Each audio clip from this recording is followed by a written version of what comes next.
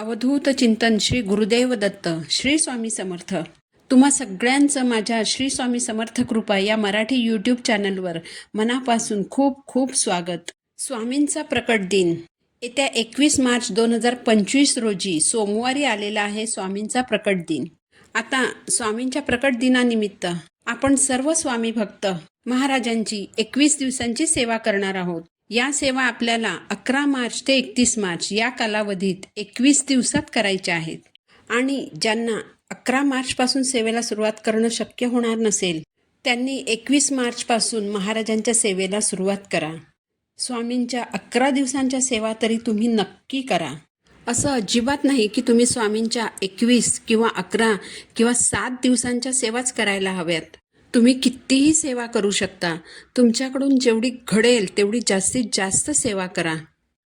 तुम्ही जितक्या जास्त सेवा कराल तितका तुमचा सेवेचा बँक बॅलन्स वाढणार आहे.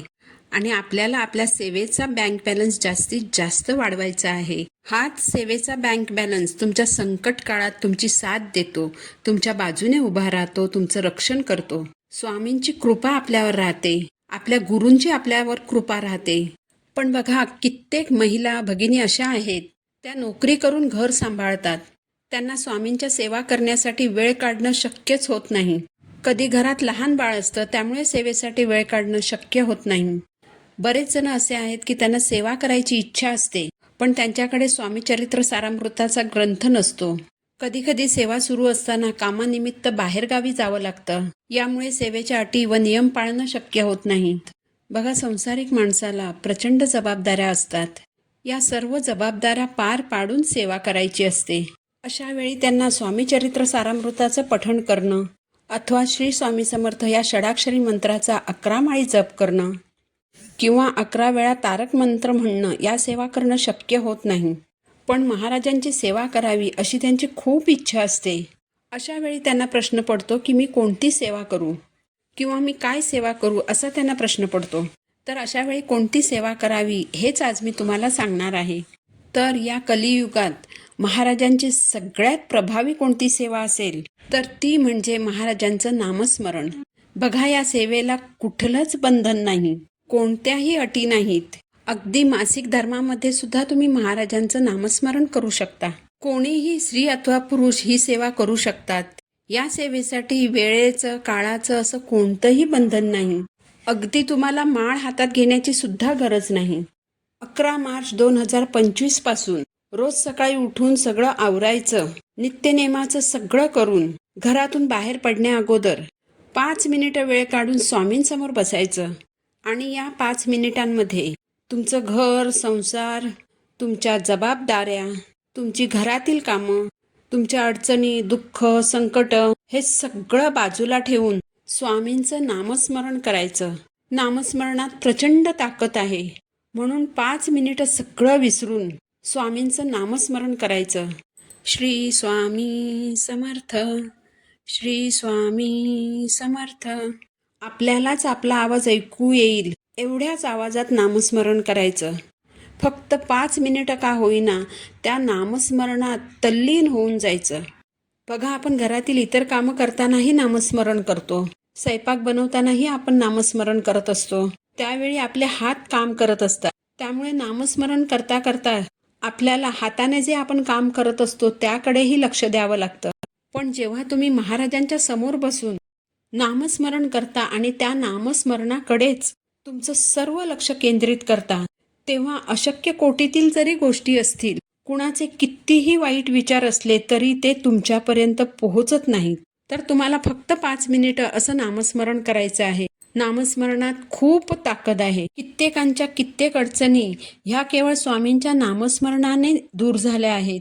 ऑफिसला जाण्यासाठी घराबाहेर पडल्यानंतर देखील तुम्ही तोंडाने स्वामींचं नामस्मरण सुरूच ठेवा. बघा, प्रवास करत असताना कधी कधी अचानक एखाद्या गाडी आपल्याला स्वामींचं नाव दिसतं, स्वामींचा फोटो दिसतो, तेव्हा आपल्याला खूप आनंद होतो आणि असं वाटतं की जणू स्वामी आपल्याला सांगताय की भिवू नकोस, मी तुझ्या पाठीशी आहे.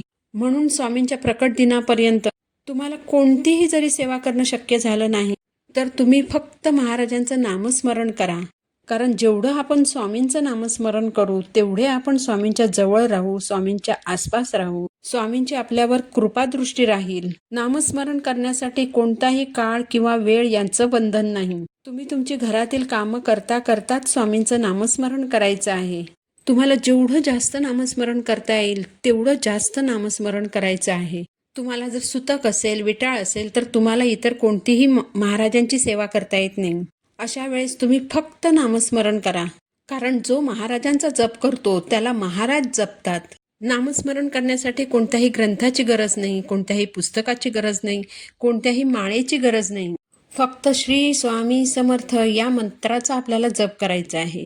अतिशय सुंदर, दिव्य, प्रभावी, अशक्य कोटीच्या गोष्टी सुद्धा शक्य करणारा हा मंत्र जप जर तुम्ही प्रकट दिनापर्यंत केलात तर बघा तुमच्या आयुष्यात किती फरक पडेल. तुम्ही श्री स्वामी समर्थ जय जय स्वामी समर्थ या मंत्राचाही जप करू शकता. अवधूत चिंतन श्री गुरुदेव दत्त या मंत्राचाही तुम्हाला जसा जमेल तसा जप करू शकता. नामस्मरण खूप खूप प्रभावी आहे. बघा, ज्यावेळी आपण स्वामींच्या सेवा करतो तेव्हा आपल्याभोवती एक संरक्षक कवच तयार होत असतं, जे आपलं संकटामध्ये रक्षण करतं.